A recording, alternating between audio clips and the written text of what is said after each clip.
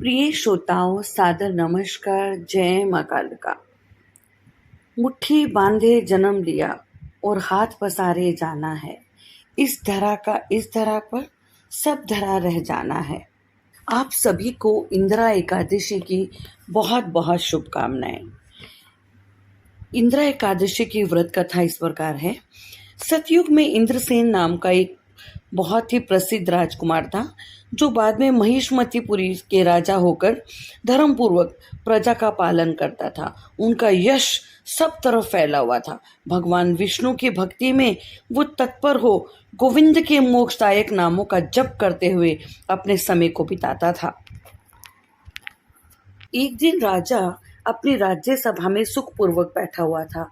इतने में नारद ऋषि आकाश से उतर के आए। ये देखकर राजा आदर से उनके सामने हाथ जोड़कर खड़े हो गए। उनका विधि से पूजन करके उन्होंने उन्हें आसन पर बिठाया और बोले, मुनिश्रेष्ठ, आपकी कृपा से मेरी सर्वथा कुशल है। आपके दर्शन करके मैं और सफल हो गया। आप अपने आने का मुझे कारण बताइए। तब नारद जी ने उन्हें इंदिरा एकादशी व्रत की विधि बताई। उन्हें बताया, श्रद्धा पूर्वक सुबह के समय स्नान करें, मध्याह्न काल में स्नान करके एकाग्रचित होकर एक समय भोजन करें, रात्रि में भूमि पर सोएं और अंत में निर्मल प्रभात होने पर एकादशी के दिन दातुन करके मुंह धोएं। इसके बाद भक्ति भाव से मंत्र उच्चारण करते हुए उपवास का नियम ग्रहण करें।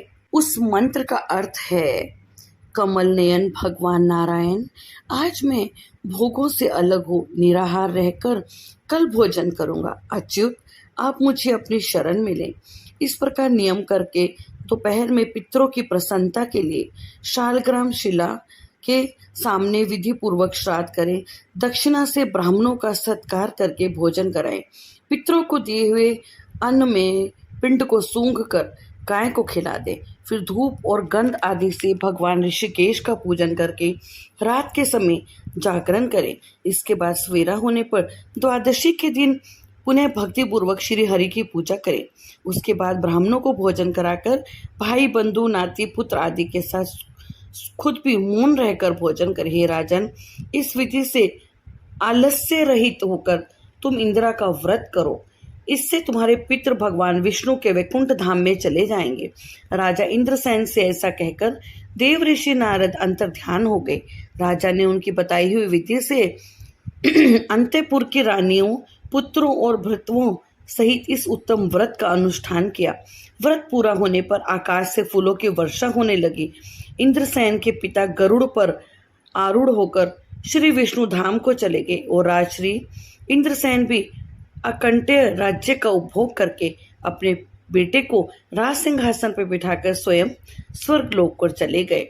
इस कथा को पढ़ने सुनने से मनुष्य सभी पापों से मुक्त हो जाता है। एकादशी के व्रत में चावलों को खाना पाप माना जाता है।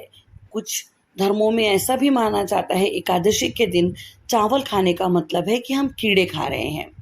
आप नियम पूर्वक एकादशी का व्रत ना भी कर पाए तो भी एकादशी के दिन कुछ सात्विक नियमों का पालन करके अपने जीवन को आगे ट्रांसफॉर्म कर सकते हैं।